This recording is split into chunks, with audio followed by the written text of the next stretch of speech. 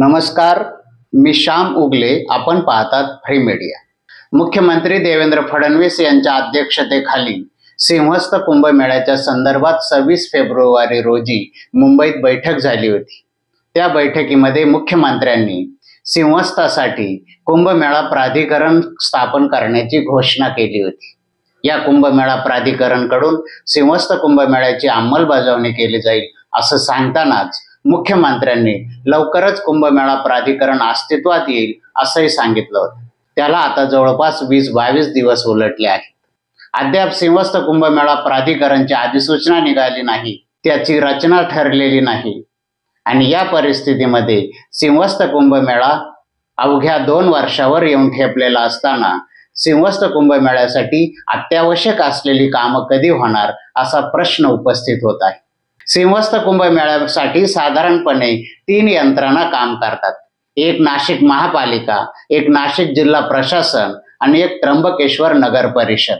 त्र्यंबकेश्वर नगर परिषद आणि नाशिक जिल्हा प्रशासन हे तसे एकत्रितपणेच आराखडा तयार करतात. जिल्हा प्रशासनाचा ग्रामीण भागाशी असलेला आराखडा हा साधारणपणे त्र्यंबकशी जोडला जातो. परंतु नाशिकमध्ये पंचवटीत होणाऱ्या सिंहस्थ कुंभमेळ्याचं पूर्णतः नियोजन हे नाशिक महापालिकेकडून केलं जातं. नाशिक महापालिकेने आराखड्यामध्ये मलनिस्सारण केंद्रांचे सक्षमीकरण, अद्ययावतीकरण आणि नवीन मलनिस्सारण केंद्र प्रस्तावित केले आहेत. याशिवाय नाशिकची वाढती लोकसंख्या लक्षात घेऊन जलशुद्धीकरण केंद्रांची संख्या वाढवण्यात येणार आहे.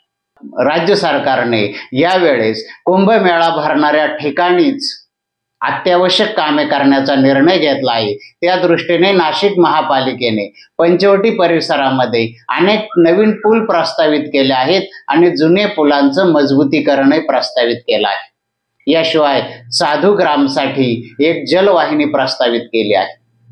ही सगळी कामं प्रस्तावित केली असताना ती कामं 2 वर्षाच्या आत पूर्ण करण्याचं नाशिक महापालिकेसमोर मोठं आव्हान आहे.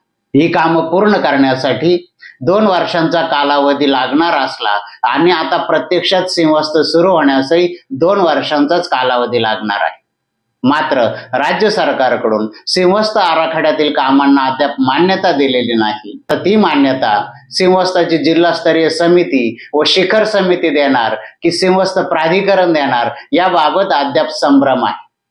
या सिंहस्थ प्राधिकरणाची रचना कशी असणार आहे, सिंहस्थ प्राधिकरण अंमलबजावणी करताना त्याचा खर्च करताना महापालिकेचा किती वाटा असणार आहे, राज्य सरकारचा किती वाटा असणार आहे, केंद्र सरकारचा किती वाटा असणार आहे याबाबत कुठली सुस्पष्टता नाही आणि यामुळे आराखड्यामध्ये प्रस्तावित केलेल्या कामांना अद्याप मान्यताच मिळालेली नाही. या कामांना मान्यता मिळणं, त्यानंतर त्यांचे अंदाजपत्रक तयार होणे, टेंडर प्रक्रिया राबवणे, वर्क ऑर्डर देणे आणि प्रत्यक्ष कामाला सुरुवात होणे, या प्रक्रियेसाठी 5-6 महिन्याचा कालावधी जात असतो. म्हणजे महापालिकेच्या सिंहस्थ आराखड्यातील कामांना आज जरी प्रशासकीय मान्यता मिळाली तरी पुढचे 6 महिने या तांत्रिक बाबी पूर्ण करण्यात जातील आणि त्यानंतर प्रत्यक्ष कामाला सुरुवात होईल. म्हणजे त्यांच्या हाती केवळ 1.5 वर्ष राहील आणि 1.5 वर्षामध्ये ही कामं होणार का? कारण गोदावरीवर पूल उभारायचे असो अथवा मलनिस्सारण केंद्र नवीन उभारायचे असो, ही कामं 1-1.5 वर्षात होणार नाही. त्यांना 2 वर्षापेक्षा अधिक कालावधी लागणार आहे. जर सिंहस्थ प्राधिकरणाची घोषणेला उशीर होत असेल आणि त्यामुळे आराखड्यातील कामांना मंजुरी मिळणार नसेल तर ही कामं अधिक उशिरा होत जातील. म्हणजे मुख्यमंत्र्यांनी 15,000 कोटींच्या आराखड्याला मान्यता देण्यासाठी परवानगी देणं किंवा ती कामं सुरू करण्यास सांगणं असं अपेक्षित असताना त्यांनी सिंहस्थ प्राधिकरणाची घोषणा केली आणि त्यासाठी जवळपास 1 महिना उलटत आला तरी सिंहस्थ प्राधिकरण प्रत्यक्ष अस्तित्वात आलेलं नाही आणि ते आणखी किती दिवसांनी अस्तित्वात येईल हेही कोणाला माहीत नाही. अशा परिस्थितीमध्ये कामांना उशीर होतोय. राज्याच्या मुख्य सचिव सुजाता सौनिक यांनी सिंहस्थ कुंभमेळ्याच्या आराखड्यामध्ये कामे निवडताना किंवा कामांना मान्यता देताना एक थंब रूल दिलेला आहे. जी कामं 2 वर्षाच्या आत पूर्ण होतील अशाच कामांना सिंहस्थ आराखड्यात मान्यता देण्यात येईल. आता सिंहस्थ 2 वर्षावर येऊन ठेपलेला आहे. अद्याप एकाही कामाला मान्यता नाही. म्हणजे जी कामं करण्यासाठी 2 वर्षापेक्षा अधिक कालावधी लागणार आहे ती कामं सिंहस्थ आराखड्यातून आपोआप बाद ठरणार आहेत. ते 2 वर्षाच्या आत केली जाणारी कामच या सिंहस्थ कुंभाच्या आराखड्यामधील यावेळेस घेण्यात येतील. असं झाल्यास गोदावरीवरील पूल असो किंवा एसटीपी प्लांट असो, नवीन एसटीपी प्लांट असो, एसटीपी प्लांटचं अद्ययावतीकरण असो किंवा जलशुद्धीकरण केंद्राची उभारणी असो, यांच्या आराखड्याला 50% कात्री लागण्याचा धोका निर्माण झालाय.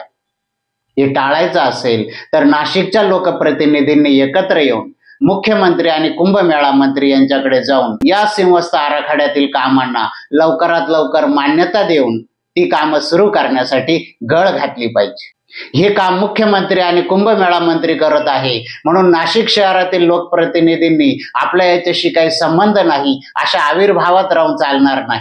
कुंभमेळ्यातील कामांचा दर्जा किंवा कमी झालेली कामं याचा फटका या आमदारांच्या पुढच्या 5 वर्षाच्या निवडणुकीवर आणि आगामी नाशिक महापालिकेच्या निवडणुकीवर होणार आहे, याची काळजी घेणं आवश्यक आहे.